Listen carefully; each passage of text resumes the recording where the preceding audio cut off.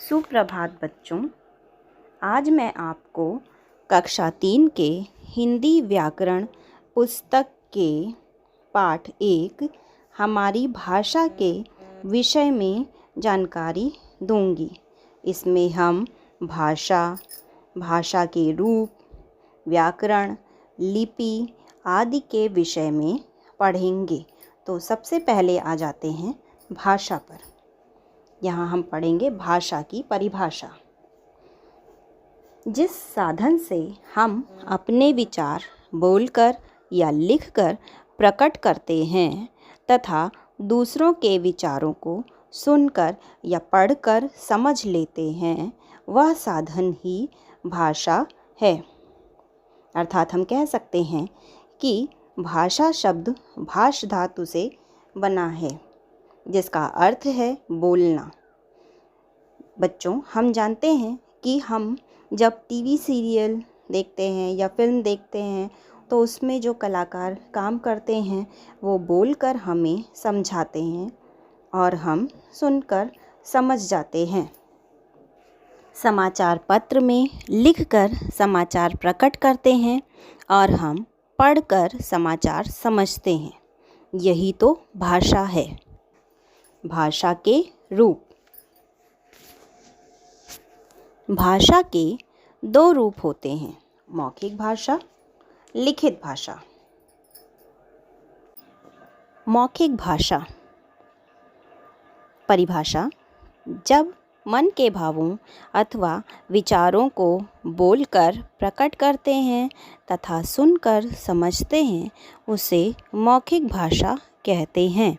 अर्थात हम कह सकते हैं कि जब आप अपने किसी मित्र, भाई बहन, मम्मी पापा आदि से कुछ भी बात करते हैं तो आप बोलकर उन्हें समझाते हैं और वे सुनकर आपकी बातों को समझते हैं। यही भाषा का मौखिक रूप है। मौखिक भाषा के उदाहरण हैं टेलीविज़न, टेलीफोन, रेडियो आदि। और सबसे बड़ा उदाहरण है भाषण। भाषण में क्या होता है? एक नेताजी मंच पर खड़े रहते हैं, अपनी बातें, अपने विचार वो प्रकट करते हैं और जनता उनकी बातों को सुनती है। तो यही मौखिक भाषा होती है। लिखित भाषा: जब मन के भावों अथवा विचारों को लिखकर प्रकट करते हैं तथा पढ़कर समझते हैं, उसे हम लिखित भाषा कहते हैं। अर्थात हम कह सकते हैं कि कंप्यूटर इंटरनेट के द्वारा लिखकर अनेक जानकारी हमें देता है और हम उसे पढ़कर समझते हैं। यही भाषा का लिखित रूप होता है। लिखित भाषा के उदाहरण हैं समाचार पत्र, पुस्तक, पत्र आदि। समाचार पत्र रोज़ सुबह आपके घर पर आता है। उसमें किस भाषा का प्रयोग किया गया है? लिखित भाषा का।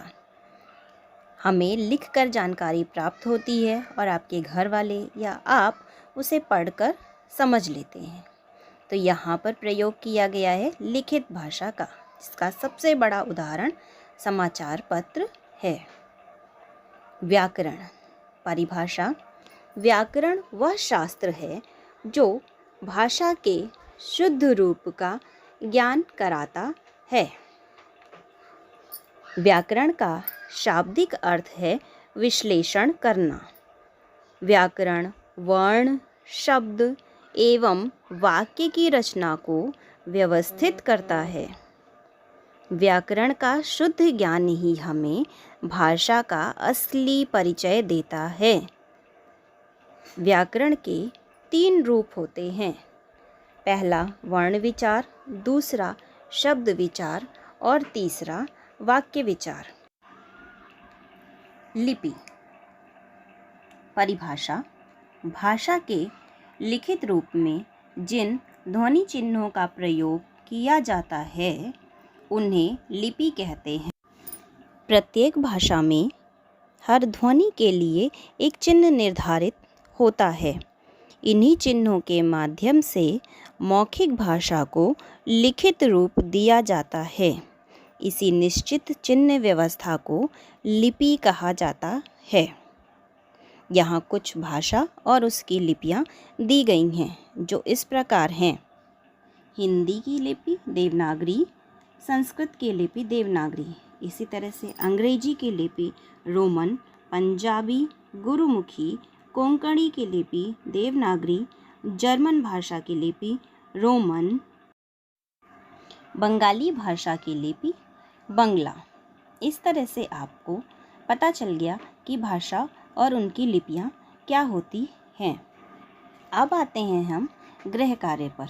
गृह कार्य में आपको कुछ प्रश्न करने होंगे और उनके उत्तर लिखने होंगे। यहाँ कुछ प्रश्न इस प्रकार हैं। भाषा किसे कहते हैं, परिभाषा लिखिए। प्रश्न 2, भाषा के कितने रूप होते हैं, उदाहरण सहित परिभाषा लिखिए। प्रश्न नंबर 3, व्याकरण की परिभाषा लिखिए। प्रश्न नंबर 4, लिपि की परिभाषा लिखिए। तो ये आपका गृह कार्य है। आज के लिए बस इतना ही। धन्यवाद। नमस्कार।